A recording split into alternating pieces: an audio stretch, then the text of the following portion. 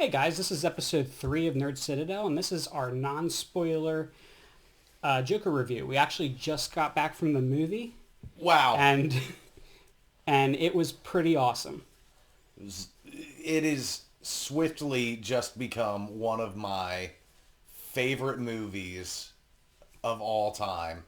This ain't your dad's, DC movie. This is okay, let me start that sentence over. This is very, like they said, kind of Scorsese-esque. It's got elements of comedy to it. It's brutal. It is insanely well shot. I was immediately grabbed by how well shot this film was. But you look like you want to say something. So cut me off, why don't you? My, I think my favorite thing about the tone of the movie is that it's both the most grounded and realistic comic book movie I've ever seen, while at the same time feeling the most true and to the well, not the origin story, because the Joker doesn't really have an origin story, but the most uh, in the spirit of the character that it's about. It felt like Yes. a love letter to Joker fans. Yes. This movie, uh, it was clearly made with a lot of love for the character. This movie, you know, it takes elements of a lot of stories revolving around the Joker, and it toys with some of his origin stories and his perception, while at the same time being a wholly unique story that just with existing material. Um, Well, and more than Little Liberties. well, it straight up does take pages It from. Yeah, but I would say there's enough Easter eggs and little nods to really excite a comic book fan Right. or a fan of other Batman material. Right, yeah, there But are fun little nods it's so to. subtle that nobody who isn't really into that stuff and just wants to see a good movie will be taken out of the movie by it. Right. Yeah, there's very little. I don't want to say there's little fan service because there's a ton of fan service. But it's done in such a way where it doesn't distract from the narrative being told by the movie. Like I said, it was made with a lot of love. These are people, Todd Phillips, the whole production crew, the writers, everyone knew their stuff. They knew the Joker in and out. I'm assuming that they all locked themselves in a basement for months reading every comic that the Joker appeared in to get the full scope of who the Joker is. Yeah. And then they crafted a unique origin story for him, in which I kind of always assumed it was going to be kind of the one bad day story, and that's, as you can see in the trailers, that's kind of where they were pulling a lot from, Yeah. but without giving anything away, that's not the whole story. There is so much more that goes into it. No, but there was definitely inspirations pulled from. Actually, I'm not going to say any of the comics that are pulled from in this video. Right. When we post our spoiler discussion, I'll get into specifically what stories they took some content from. But it definitely has plenty of nods to very popular Joker related stories. Yes. I guess, okay, so for spoiler-free review sake, I'm going to say the pacing of this movie, it's a slow-paced movie. This movie works really well in that it kind of trudges along. There's a dirge to it that does nothing but build tension. I was going to say it's never boring, Yeah, it's but it never. does provoke a sense of anxiety. Yes, this movie will make you nervous, in a good way. This isn't like oh, I'm nervous that this movie's gonna be so bad. No, this movie creates an atmosphere of tension throughout. I will say, and this is probably partially because I did show up late. I showed up a couple minutes into the movie. I didn't like the opening. I until the title card drops. Part of me was like, oh, I might not like this one. But then after the title card drops and the next scene starts, from then on, I was sold. I hated every pee break because I seriously thought I was going to miss something great. And for a movie where not a lot happens, you feel like everything happens. So the pacing kind of trudges along and gives you a sincere, full look into the mind of the Joker. And then when it does kind of speed up at the end. But even then, despite the visual that major things are happening, it still feels small scale because we're just seeing it through his eyes. Yes, it's very much a character study. Yes. And without giving anything away, the supporting characters are very much just supporting characters in this. The whole movie is focused on Arthur Fleck. Yes. This is his story. This is his life. Everyone around him. And this kind of actually works into how the Joker works as a character in the comics and other media too. Everyone around him is just a prop on his stage. And I don't know if that was the full intent of the other characters to be written that way, or if Joaquin Phoenix was directed to treat everyone as a prop. Because that's how they all function to him. And when his props are done, they're just out of the movie. And just for everybody who hasn't seen the movie, that has some of the concern that I had, where this was going to veer so much away from the Batman universe that they would lead you to believe that Batman doesn't exist or won't exist in this universe. Oh, they tie that... I'm going to say it. They tie that shit right up. Yeah. Rest assured, this very much, as realistic as the setting is, as grounded and Scorsese-esque as the movie is, it's a Batman universe. This is the Batman universe. This is Gotham City. This is... And it's maybe not the DC EU universe. Thank God. But it is. But it's definitely a Batman universe. Yes. Trying to think what else can I talk about? How can I sell this movie to you? The way every scene is shot is stellar. If you're a fan of cinematography, you will love this movie. There is so much of this kind of old school. There's like a dustiness in every scene. That it's gritty. Yeah, it's gritty. And not even just gritty. Like there was one scene I remember where even just in the establishing shot of that scene, there is just literal dust just in the lights, and that feeling, that gritty dirtiness, that dustiness permeates every scene. There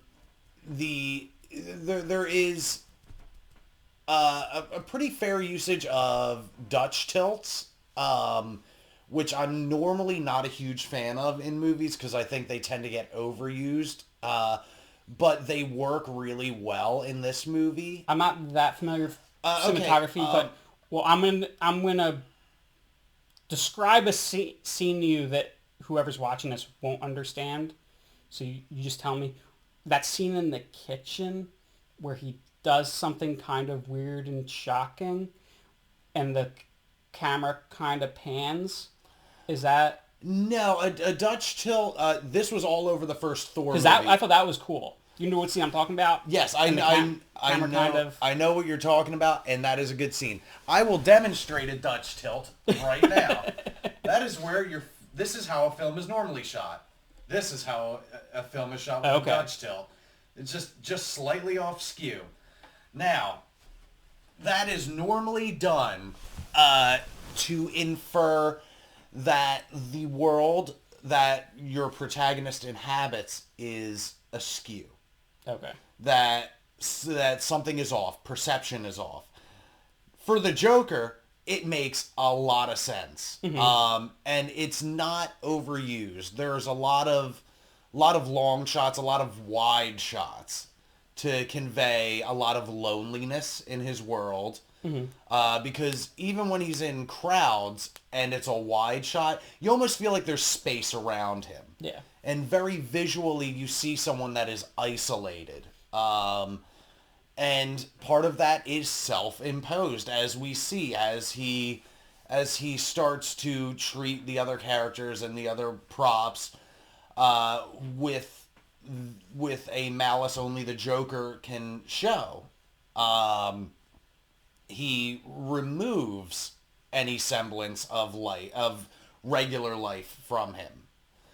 But I can talk about how the movie's shot. The soundtrack is great too. And it's one of those things. I normally pay a lot of attention to soundtrack, and I think the soundtrack in this movie did exactly what I needed it to, which was not really be noticeable.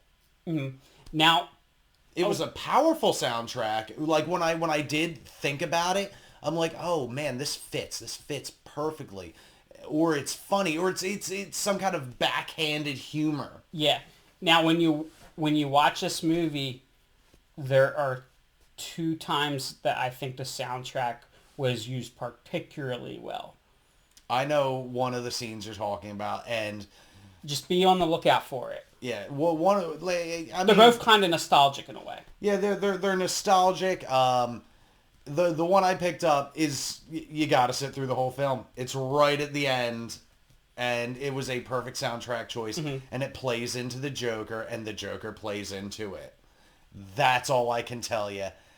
It's fantastic, but and we might be misreading it, but either way, it was cool. Yeah, well, I think given that in a lot of Joker stories, as you've even said, he especially going off the. Are you gonna give away what it was? No. Okay. There's a certain ambiguity to a lot of scenes, including what we're talking about with soundtrack choices, and how they work within the movie. And there are a lot of scenes that open up for debate as to what they mean, what the intention was. Did it happen this way or that way? That leaves it open to Joker's One Bad Day story, where he said, I remember it one way, I remember it another way. And he says, if I'm going to have an origin story, I prefer it to be multiple choice. Yes, and there are a lot of mind games in this movie. One thing I was not expecting, and this, I think you had more of a reaction to it than I did, but I did enjoy this. There were some legitimately funny moments in this movie that never took away from the seriousness of it. This very much functions as kind of a black comedy. Yeah, the comedy in this not even a black comedy, because black comedy tends to be very satirical. It wasn't satirical. It was very situational humor, but not in a typical... Everybody always says, oh, well, there wasn't jokes in this movie just for the point of there being jokes. It was situational humor. No, this was truly situational humor like you would run into in your day-to-day life. Well, most people not in their day-to-day life, hopefully. But, you don't know what I do when I leave. But here. It was uncomfortably funny moments where it's like, oh, this is kind of funny, but it's really not. Yeah, the actual situation isn't funny. How it's presented to the audience is hysterical. Because everything is really through the eyes of Arthur Fleck, and so I think to a certain degree you can see how he sees the humor in the situation. Yes. But all this talk about, the movie being funny, how well shot it is. I wish I knew more technical terms to talk about how it's shot. I can just tell you, it looks really good. The soundtrack is good. The sound design is phenomenal. But all this talk, and we haven't talked about our number one thing, Joaquin Mother effing Phoenix is he has literally just become my Joker. Yeah. He is the most faithful. I apologize, Heath Ledger, but Well, okay. Here's the thing. it's a different type of Joker. It's a different type of Joker. Heath Ledger's Joker was perfect for the universe that they set up. Just like you could say Jack Nicholson's Joker was perfect for the universe that they set up. And Jared Leto was a Joker for the universe that they set up. Which, just brief aside, nothing against Jared Leto. He's actually a really good actor. Suicide Squad just kind of shafted him. They gave him a bad character to play with. But Joaquin Phoenix is my definitive Joker now. And if he doesn't win an Oscar for his performance, I'm going to put on a clown mask and burn a city down. It's all over the trailers. There are people in clown masks in the trailers. No, I wasn't concerned with the spoiler. I was concerned with the reference when there's so many people getting upset about this movie. Oh, what? Okay. Brief aside. It's a movie, folks. Yeah, I work in absurdity as well. No one's burning a city down. Get your panties out of a twist. This movie is not glorifying violence at all either. Not by any means. There is nothing glorified about this. The Joker is our protagonist, yes. But at the same time, he is evil in this movie. I wouldn't say evil. He's very, very damaged and very sick. Yes. Let's just get that straight. That they don't glorify anything he's doing. It's made very clear that this guy's got issues. Yes. The idea where people are saying, oh, it's glorifying violence, this is a form of therapy. It does not do that. Because in all honesty, violence in this movie solves literally none of his problems. Mm-hmm. The problems he faces in the beginning of the movie are the same problems he faces at the end. It's his attitude towards them that changes and makes him more like the iconic Joker. But as anyone who's read a comic, yes, Joker is one of the most beloved villains of all time. But that's the key word, villain. He is evil. He is damaged. He is unsavable. Mm-hmm. Not only is he damaged and mentally ill, which... He's majorly unhinged. He's majorly unhinged. He is criminally insane. And he is also, and this goes into the more comic booky territory of mental illness, where, it's not always well handled, but usually made into good stories. He is aware of his illness. And he relishes in it. There's a little bit of an argument to be made there. How aware he is of it, but this movie makes it very clear that he knows that something is wrong. To the scope of what it is, it's left up to interpretation. Mm-hmm. But I have a very different perception of that, but again, we'll save that for the spoiler review, and I feel like I'm also not wording this the way that I want to. But the original point that is being made about the Clown Prince of Crime this movie does not glorify any kind of violence. If you or anyone you know has feelings that they want to be as violent as the Joker, you should probably seek some help. It's a cautionary tale. It's shown over and over again in this movie that, you know, that this is a sick man, and part of the reason that things go where they go is because of the stigma in this time period, in this world around mental illness. Yes. So this isn't glorifying anything. This movie, in my eyes, was really promoting there should be services available to help people. Yes, and this, I don't consider this a spoiler, because this is just kind of a throwaway line. It works into a bigger scene, but the line itself can't be a spoiler. Where Arthur is told at one point,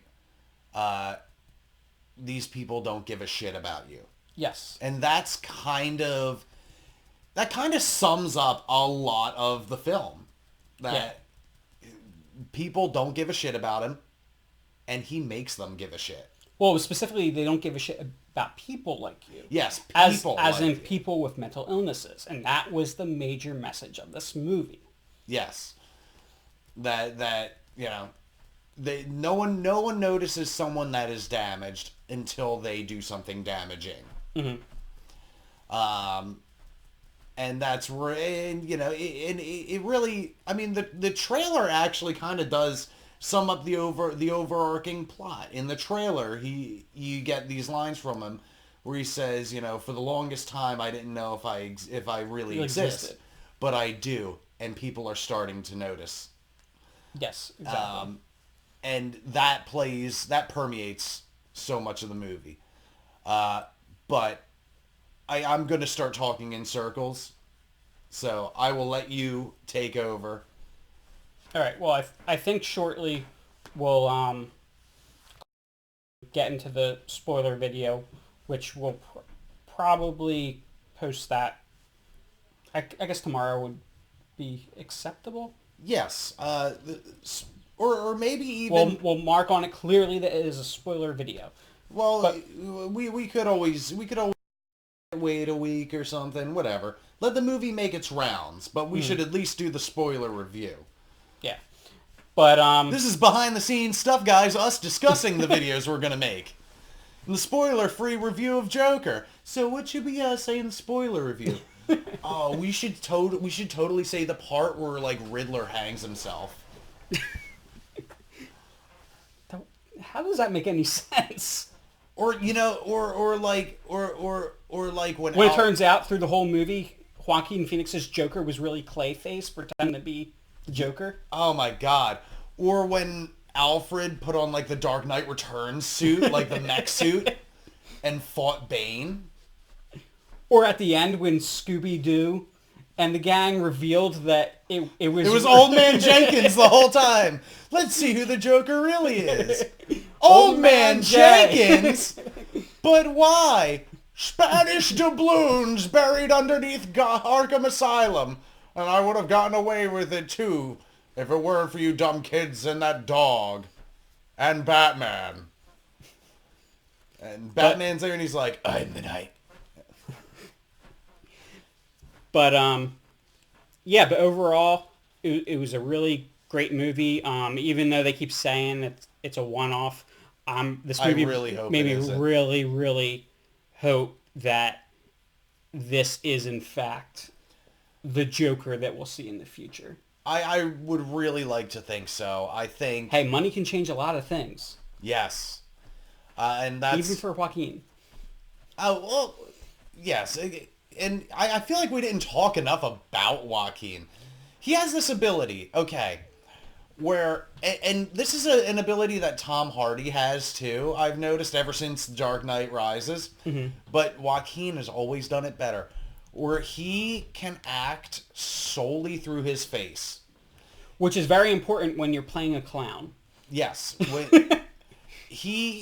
Joaquin is able to cycle through multiple emotions in the course of a few seconds, and you can identify each of them by how he contorts his face. And you know what?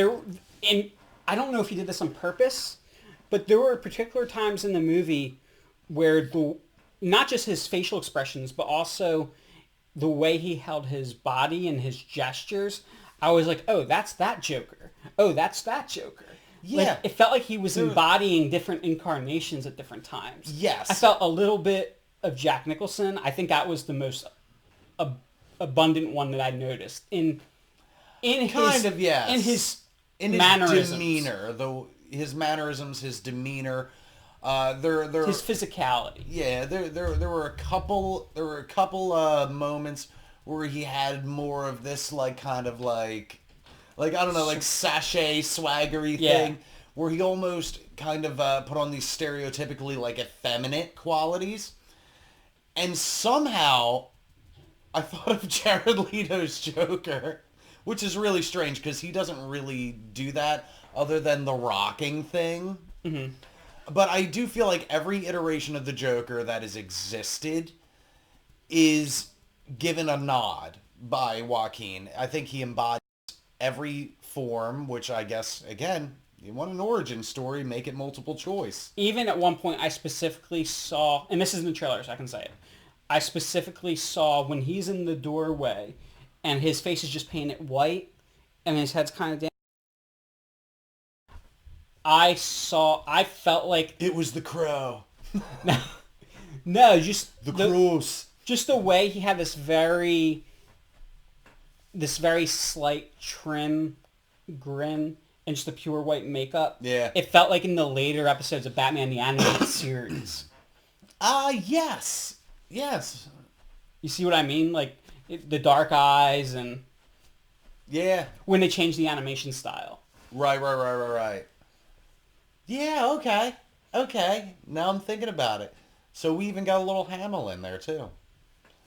Well, I even heard, like, a couple of the times where he would hit his high laugh.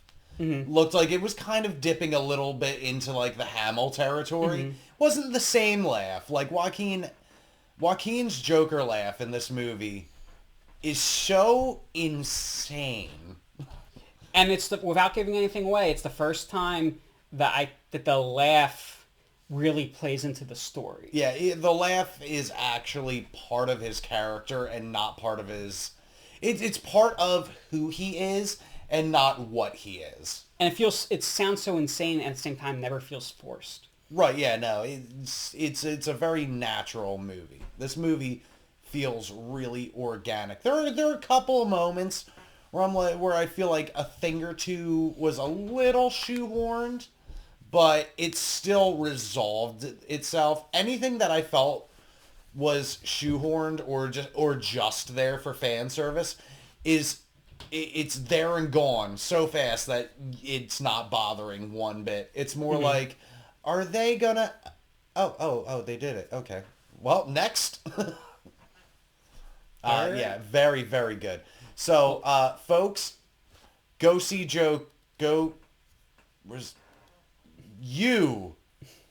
go see Joker. Miles?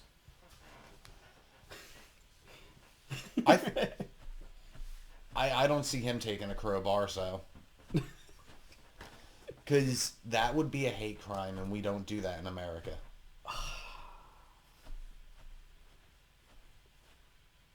Like, comment, and subscribe. Like, comment. Hey, guys, bash that bell. Pew, pew, pew, pew, pew. With a crowbar.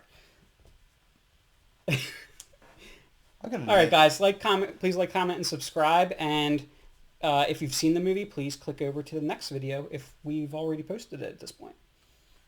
And click over to it if we haven't posted over to it. Because... It'll eventually be there, so just watch this on repeat. Get us the views. We do it all for the views. All right.